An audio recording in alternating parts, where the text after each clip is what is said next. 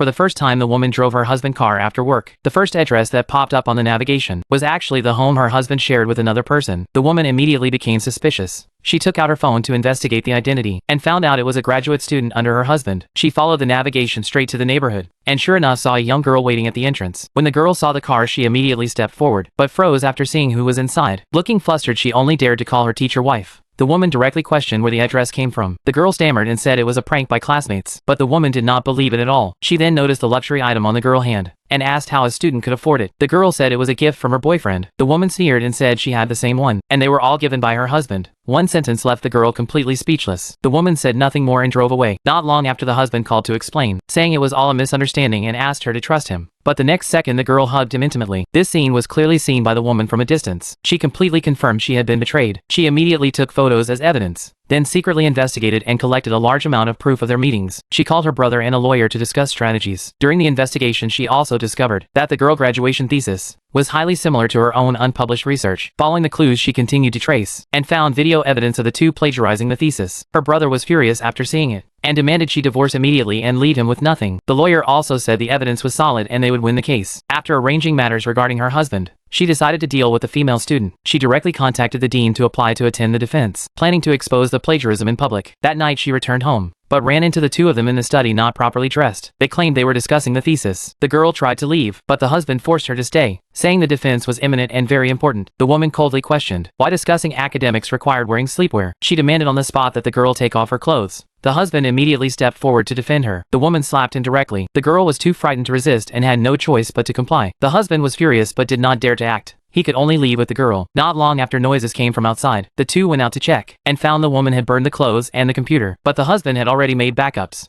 The girl began to suspect the truth had been exposed. The man also learned the woman would attend the defense and immediately realized her plan. So he secretly arranged a car accident, trying to eliminate her on the way. But the woman had already anticipated everything. She had her highly skilled brother drive and escort her. Not only did they avoid the accident, they also caught the mastermind on the spot and obtained key evidence. The case was directly upgraded to a criminal matter. After that, she set a counter trap and had someone pretend the plan had succeeded to deceive the husband. The man believed it and became smug on the spot, announcing she would not be able to attend the defense. He could not wait and let the girl go on stage. At the moment she stepped onto the podium, the woman's voice came from outside the door.